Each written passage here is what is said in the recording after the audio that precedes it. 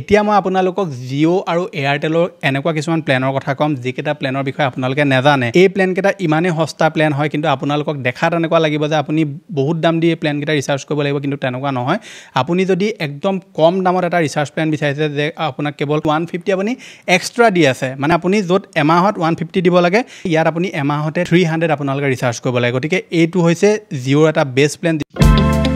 যোৱা কেইদিনমান আগত জিঅ' আৰু এয়াৰটেলে আকৌ নিজৰ ৰিচাৰ্জ প্লেনসমূহৰ দাম বৃদ্ধি কৰি দিলে যিটো ৰিচাৰ্জ পেকৰ দাম 249 আছিলে সেইটো প্ৰথমে জিঅ' 299 কৰিলে তাৰ পৰা এয়াৰটেলে জিঅ'ক দেখি 299 কৰি দিলে কিন্তু এতিয়া আমাৰ হাতত উপায় কি আছে কাৰণ আমি জিঅ' আৰু এয়াৰটেলৰ বাহিৰে বেলেগ সিম লোৱা কোনো আমাৰ হাতত উপায় নাই এটা সময় আছিলে যেতিয়া মাৰ্কেটত বহুত বিলাক সিম কোম্পানী আছিলে কিন্তু লাহে লাহে জিঅ' আৰু এয়াৰটেলৰ যেটো মনোপলি হেতু মাৰ্কেটত বাঢ়িবলৈ আৰম্ভ হ'ল যেতিয়া জিঅ' প্ৰথম মাৰ্কেটত আহিছিলে 2016-17ত তেতিয়া জিঅ'য়ে প্ৰথমে যেটো সিম উলিয়াইছিলে সেই সিমটোত ফ্ৰী ইন্টাৰনেট ফ্ৰী কলিং সকলোবিলাক দিছিলে তাৰ পৰা লাহে লাহে যেতিয়া এবছৰ ডেৰ বছৰ পাৰ হৈ গ'ল তেতিয়া জিঅ'য়ে প্ৰথমটো ৰিচাৰ্জ পেক লঞ্চ কৰিলে যেটোৰ প্ৰাইস আছিলে 149 কিন্তু আপুনি জানেনে জিঅ'ৰ এতিয়াও 149 এটা ৰিচাৰ্জ পেক আছে যেটোৰ বিষয়ে আপুনিও নাজানে বহুতো লোকে নাজানে কিন্তু মই যেতিয়া এই ভিডিঅ'টো বনাব লৈছিলো বনোৱাৰ আগত যেতিয়া মই জিঅ' আৰু এয়াৰটেলৰ ৰিচাৰ্জ পেকসমূহ চেক কৰিলো তেতিয়া এনেকুৱা কিছুমান মই বস্তু দেখা পালো যিবিলাক আপোনালোকক কোৱাটো বহুত বেছি প্ৰয়োজনীয় আৰু আপোনালোকে যদি এই ৰিচাৰ্জ প্লেন কিটা কথা গম নাপায় নহলে আজি এই ভিডিঅ'টো কমপ্লিটলি চাব কাৰণ কোনো আপোনালোকক দোকানীয়ে হওক বা কোনো ধৰণৰ সিম কোম্পানীয়ে এনেকুৱা ধৰণৰ যিবিলাক ৰিচাৰ্জ প্লেন হেবিলাক হিহতি লুকুৱাই ৰাখে যাতে মানুহে বেছিতকে বেছি দাম দি সদায় ৰিচাৰ্জ কৰি থাকে আজি এই ভিডিঅ'টোত আমি বহুতখিনি কথা আলোচনা কৰিম গতিকে আপুনি এয়াৰটেল বা জিঅ' সিম যদি ইউজ কৰে ভিডিঅ'টো সম্পূৰ্ণভাৱে প্ৰথমৰ পৰা শেষলৈকে চাব এতিয়ালৈকে আপুনি ভিডিঅ'টোত যদি লাইক এটা কৰা নাই ফটাফট ভিডিঅ'টোত লাইক এটা কৰি দিয়ক চেনেলটোলৈ যদি প্ৰথম আহিছিলে সাবস্ক্ৰাইব কৰি লওক এনেকুৱা ধৰণৰ ইনফৰ্মেটিভ ভিডিঅ' ৰেগুলাৰ চাই থাকিবৰ কাৰণে আহক এতিয়া ভিডিঅ'টো আৰম্ভ কৰোঁ জিঅ' যেতিয়া মাৰ্কেটত প্ৰথম লঞ্চ হৈছিলে 2016-17 চনত তেতিয়া জিঅ'য়ে প্ৰথমে কি কৰিছিলে সকলোকে ফ্ৰীকে ইন্টাৰনেট ইউজ কৰিবলৈ দিছিলে ফ্ৰীকে 4G নেটৱৰ্ক ইউজ কৰিবলৈ দিছিলে আৰু ফ্ৰীকে কলিঙৰ সুবিধাও দিছিলে যিমান মানুহে এয়াৰটেল সিম ইউজ কৰি আছিলে এয়াৰসেল ইউজ কৰি আছিলে আইডিয়া ভোডাফোন এই সকলোবিলাক সিম মানুহে এৰি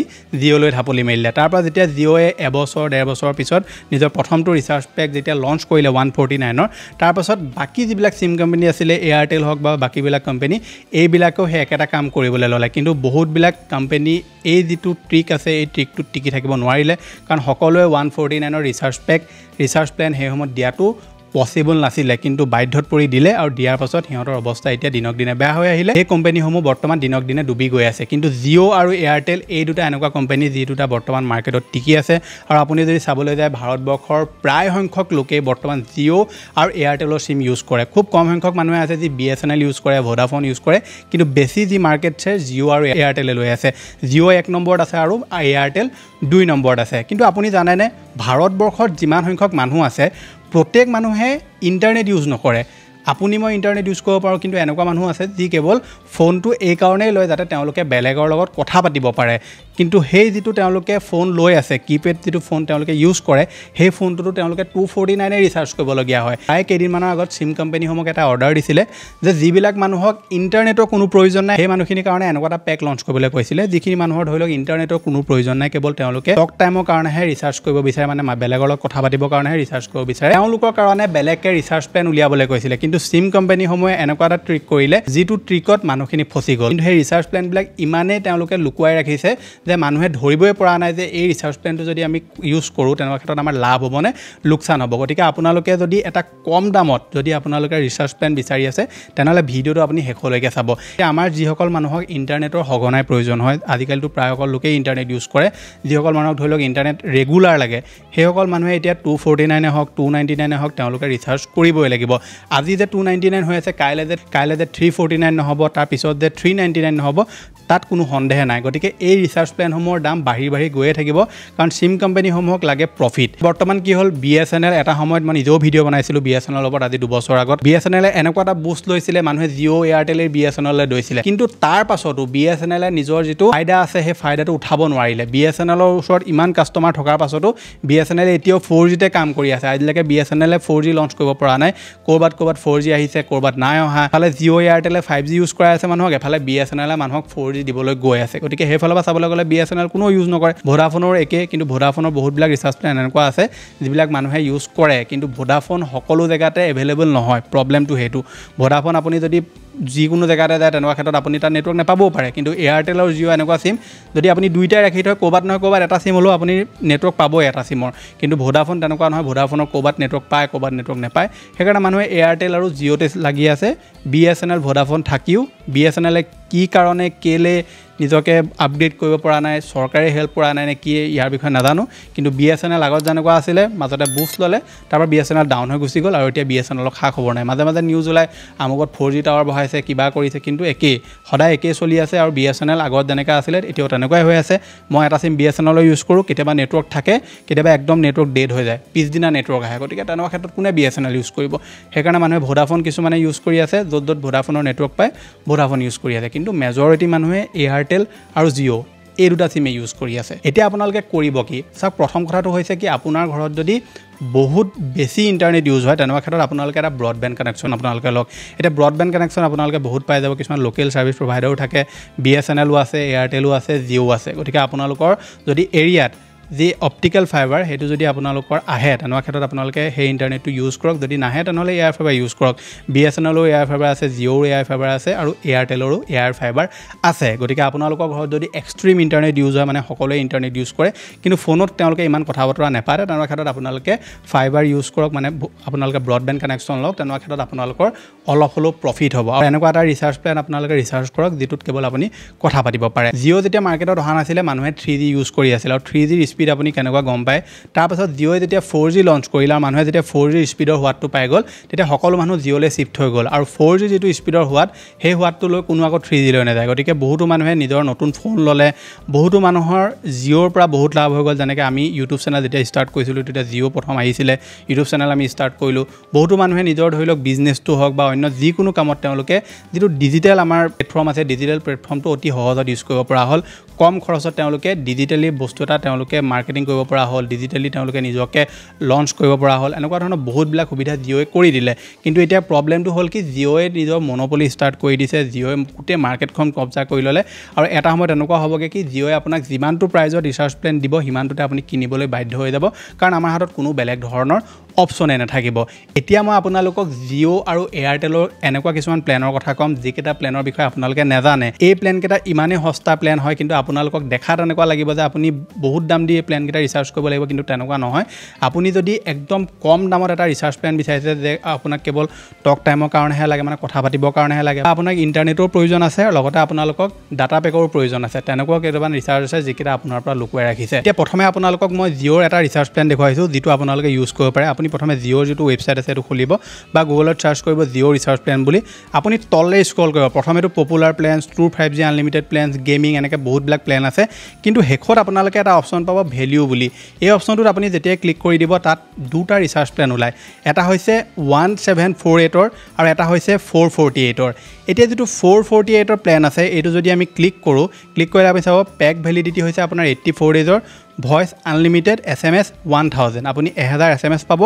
ভইচ আপুনি আনলিমিটেড কথা পাতিব পাৰিব আৰু পেক ভেলিডিটি হৈছে 84 ডেজ এই পেকটো কাৰ কাৰণে আপুনি জানেনে যিসকল মানুহক ইণ্টাৰনেটৰ কোনো প্ৰয়োজন নাই এতিয়া আপোনাৰ ঘৰত ধৰি লওক একদম বয়োজ্যেষ্ঠ লোক আছে বা কোনোবা এনেকুৱা মানুহ আছে যি ইণ্টাৰনেট ইউজ নকৰে তেওঁলোকক কেৱল কথা পাতিবৰ কাৰণেহে ফোনটো লাগে আৰু সেইসকল মানুহৰ কাৰণে এই প্লেনটো বহুত ইম্পৰ্টেণ্ট কাৰণ আপুনি যদি 448টো ভাগ কৰি চায় 3 মাহত যদি ভাগ কৰি চায় এতিয়া সিম কোম্পানীবিলাকৰ বাৰু 3 মাহটো 90 দিন নহয় 84 ডেজ হয় এইটোৰ বেলেগ এটা ষ্ট্ৰেটেজি আছে সিহঁতৰ গতিকে আপুনি এইটো 3 মাহ বুলিয়ে যদি ধৰে তেনেকুৱা ক্ষেত্ৰত আপোনালোকৰ পাৰ মন্থ 150কৈ আপোনাৰ পৰিব আৰু 150ত আপোনালোকে কি পাব আনলিমিটেড আপুনি টক টাইম পাব 3 মাহৰ কাৰণে 84 ডেজটো যদি আপুনি 3 মাহ বুলি ধৰে একচুৱেলি 6 দিন কম হয় কিন্তু আপুনি যদি 3 মাহ বুলি ধৰে তেনেকুৱা ক্ষেত্ৰত আপোনালোকে 150ত আপোনালোকে এই যিটো প্লেন আছে এই প্লেনটো লাভ কৰিব কিন্তু আপোনাক জিঅ'ই কেতিয়াও এনেকুৱা ধৰণৰ প্লেনবিলাক এডভাৰটাইজমেণ্ট কৰা আপুনি নেদেখে কাৰণ যেতিয়া ট্ৰাই অৰ্ডাৰটো দিছিলে তাৰপিছত এই প্লেনটো লঞ্চ হৈছিলে কিন্তু এই প্লেনটোৰ বিষয়ে কোনো গম নাপায় আৰু মানুহে একে ৰিচাৰ্জ কৰি থাকে এতিয়া চাওক আপুনি প্ৰত্যেক মাহে মাহে আপোনাৰ ধৰি লওক 299 কে যদি আপুনি ৰিচাৰ্জ কৰে আৰু আপুনি একেলগতে যদি 3 মাহৰ কাৰণে 448 আপুনি ৰিচাৰ্জ এটা কৰি লয় তেনে ক্ষেত্ৰত আপোনালোকে চাওক 150 আপোনাৰ পাৰ মান্থ পৰিব কিন্তু ইফালে আপোনাৰ 299 মানে 300 ধৰক আপুনি 150 আপুনি এক্সট্ৰা দি আছে মানে আপুনি য'ত এমাহত 150 দিব লাগে ইয়াত আপুনি এমাহতে 300 আপোনালোকে ৰিচাৰ্জ কৰিব লাগে গতিকে এইটো হৈছে জিঅ'ৰ এটা বেষ্ট প্লেন যেটো আপুনি ইউজ কৰিব পাৰে যদি আপোনালোকক কোনো ধৰণৰ ইন্টাৰনেটৰ প্ৰয়োজন নাই বা আপোনাৰ ঘৰত যেটো মই ক'লো যদি ব্ৰডবেণ্ড কানেকচনটা আপুনি লৈ লয় তেনে ক্ষেত্ৰত এই প্লেনটো আপোনাৰ ঘৰৰ বহুতো মানুহে ইউজ কৰিব পাৰে আৰু ভ্যালু ফৰ মানি হয় ওপৰৰ যেটো প্লেন হেতু হৈছে 1748 এই প্লেনটোত আপোনালোকে যদি চাই 336 ডেজৰ আপোনালোকে ভ্যালিডিটি পাব আনলিমিটেড ভয়েস আৰু 3600 আপোনালোকে এসএমএস পাব এই সংখ্যক মানুহে বাৰু এটো ৰিচাৰ্জ কৰিব কিন্তু যেটো সেকেন্ড প্লেন আছে 448 ৰ এটো আপোনালোকে নিশ্চয় ইউজ কৰিব পাৰে আমি তেনেকৈ এয়াৰটেলৰ যদি চাবলৈ যাওঁ এয়াৰটেলৰ এনেকুৱা পেক আছে যিবিলাকৰ বিষয়ে বহুতে নকয় এয়াৰটেলে যেহেতু এতিয়া 249 টু 299 কৰি দিলে কিন্তু এয়াৰটেলৰ কিছুমান এনেকুৱা প্লেন ৰাখি থৈছে যিবিলাক আপোনালোকে ইউজ কৰিব পাৰে এয়াৰটেলৰ যেটো প্লেন আছে 199 এটো প্লেন হয় যেটো আপুনি 2GB ডাটা পাব পাৰ ডে নহয় এটো একচুয়ালি 2GB ডাটা আপুনি পাব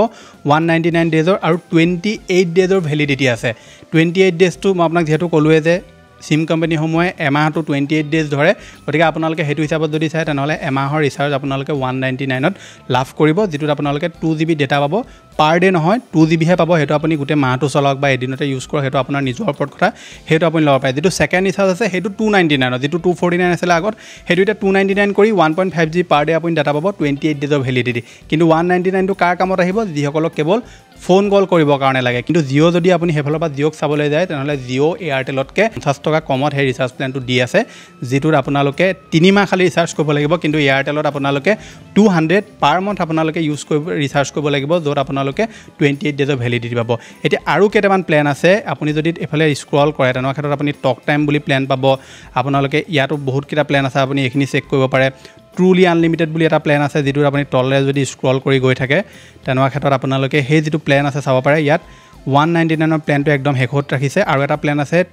219 টকা প্লেন যেটো আপুনি 3GB ডাটা পাব কল গুটে মানটো ইউজ কৰিব কাৰণে গতিকে এই যে দুটা প্লেন আছে 219 টকা আৰু 199 টকা এয়াৰটেলৰ আৰু জিঅ'ৰ যেটো আপোনাৰ প্লেন আছে 448 ৰ এই তিনটা এনেকুৱা প্লেন যিকেটা বৰ্তমান আপোনালোকৰ কাৰণে এফৰ্ডেবল হ'ব পাৰে যদি আপোনালোকক ইন্টাৰনেটৰ প্ৰয়োজন নাই মই আপোনাক যেহেতু কলোৱে আপোনাৰ ঘৰত যদি আপোনাক ইন্টাৰনেটৰ বহুত প্ৰয়োজন হয় তেনেহলে আপুনি এয়াৰটেল জিঅ বিএসএনএল তিনটা আপোনাৰ হাতত অপচন আছে যোনটোৱে আপোনালোকৰ এৰিয়াত আছে বা তিনুটাই যদি আছে কোনোবা এটা আপুনি লৈ লওক আপুনি ব্ৰডবেণ্ডটো বহাই ললে কি হ'ব আপোনালোকে একদম হস্তেও যদি প্লেন এটা লৈ লয় 30 Mbps যদি প্লেন এটা লৈ লয় তেনৱা ক্ষেত্ৰত আপোনালোকে ধুনিয়াকৈ ইন্টাৰনেট ইউজ কৰি থাকিব পাৰিব হয় আপোনাৰ যদি ইন্টাৰনেটত বহুত বেছি কাম থাকে বেছি কাম মানে কি ধৰি লওক বুলা আপোনাৰ কিবা কন্টেন্ট ক্ৰিয়েচনৰ কাম আছে বা আপুনি ৰেগুলাৰ মানে পাৰ মিনিট আপোনালোকে ধৰি লওক ফাইল আপলোড কৰি থাকে আপোনাৰ অনলাইনত কাম চলি থাকে তেনৱা ক্ষেত্ৰত আপোনালোকে অকমান প্লেনটো বঢ়াব লাগিব 100 Mbps বা তাতকৈ ওপৰত আপোনালোকে ললে আপোনাৰ কাৰণে প্ৰফিট হ'ব আৰু ঘৰৰ সকলো মানে ধুনিয়াকৈ ইন্টাৰনেটটো ইউজ কৰিব পাৰিব আজিকালি কি হয় বেছি সংখ্যক মানুহ ঘৰতেই থাকে তেওঁলোকে ধৰি লওক ঘৰত যেতিয়া থাকে সেই সময়ত তেওঁলোকে ইন্টাৰনেটটো ইউজ কৰে আৰু ইন্টাৰনেট ইউজ কৰিবৰ কাৰণে তেওঁলোকে আকৌ এটা ৰিচাৰ্জ প্লেনো ৰিচাৰ্জ কৰিব লগতে ইন্টাৰনেট প্লেনৰ কাৰণে তাত আকৌ তেওঁলোকে 100-150 টকা এক্সট্ৰা ৰিচাৰ্জ কৰিব তাতকে তেওঁলোকে যদি জিঅ ইউজ কৰিছে যেটো 448 ৰ ৰিচাৰ্জ প্লেন আছে হেতু ইউজ কৰিব পাৰে এয়াৰটেল যদি ইউজ কৰিছে তেওঁলোকে 199 ৰ যেটো ৰিচাৰ্জ প্লেন আছে হেতু ইউজ কৰিব পাৰে আৰু ঘৰত যেটো ব্ৰডবেণ্ড কানেকচন আপোনালোকে লগাব হেতু বা আপোনালোকে ধুনিয়াকৈ চলিব পাৰিব এতিয়া আপোনালোকে গুটেই বস্তুখিনি ভালকে জুকিয়া মিলি চাব যে আপোনাৰ কোড কিমান প্ৰফিট হয় তাৰ পাছত আপোনালোকে হেতু ডিসিশন লব যে ব্ৰডবেণ্ডটো আপোনালোকে লগাব না নলগায় কিন্তু বেছি যদি আপোনালোকে ইন্টাৰনেট ঘৰত ইউজ কৰে ব্ৰডবেণ্ড কানেকচনটা আপোনাৰ নিশ্চয় প্ৰয়োজন আৰু আপোনালোকে ভাল প্লেন এটা চাব চেক কৰি কাৰণ আজিকালি এয়াৰটেল হওক জিঅ হওক বিএসএনএল হওক বিশেষকৈ এয়াৰটেল আৰু জিঅ'য়ে নিজৰ ব্ৰডবেণ্ড প্লেনটোৰ লগত বহুত বিলাক অফাৰ দি দিয়ে মানে আপোনালোকৰ ধৰি লওক তাত আপুনি জিঅ হটষ্টাৰ পাই যাব নেটফ্লিক্স পাই যাব এমাজন প্ৰাইম পাই যাব বহুত বিলাক এনেকুৱা আপোনালোকক ফিচাৰ্স দি দিব যিবিলাক আপোনালোকে ফ্ৰীতে ইউজ কৰিব পাৰিব হে প্লেনটোৰ লগতে গতিকে আপোনালোকে ভালকে যদি চেক কৰে তেনৰ ক্ষেত্ৰত এই যে আমাৰ 299 499 599 বিনা কাৰণত যে আমি কিছুমানে ৰিচাৰ্জ কৰি থাকো যাক ইন্টাৰনেটৰ একদম কম প্ৰয়োজন হয় বা যাক ইন্টাৰনেটৰ প্ৰয়োজনো নহয় তেওঁলোকেও ৰিচাৰ্জ কৰি লয় হেসকল মানুহৰ কাৰণে এনেকুৱা ধৰণৰ প্লেন বিলাক যথেষ্ট এফৰ্ডেবল হ'ব গতিকে আপোনালোকে নিশ্চয় এবাৰ চেক আউট কৰিব এইখিনি প্লেন যদি আপোনালোকৰ কাৰণে প্ৰফিটেবল হয় নিশ্চয় আপোনালোকে ইউজ কৰিব পাৰে গতিকে এইকেইটা আছিল ভিডিওটো দিবলগীয়া ইনফৰমেশন আশা কৰিছো আপোনালোকে ভিডিওটো চাই ভাল পালে যদি ভাল পালে ভিডিওটো লাইক কৰিব আপুনি কোনটো সিম ইউজ কৰে এয়াৰটেল ইউজ কৰে নে জিঅ ইউজ কৰে নিশ্চয় তলত কমেন্ট কৰি জনাব বিএসএনএল বা ভোডাফোন ইউজ কৰিলো তলত কমেন্ট এটা কৰি জনাবলৈ নাপাহৰিব মই লগ পাম এটা নতুন ভিডিওত আজিলৈ ধন্যবাদ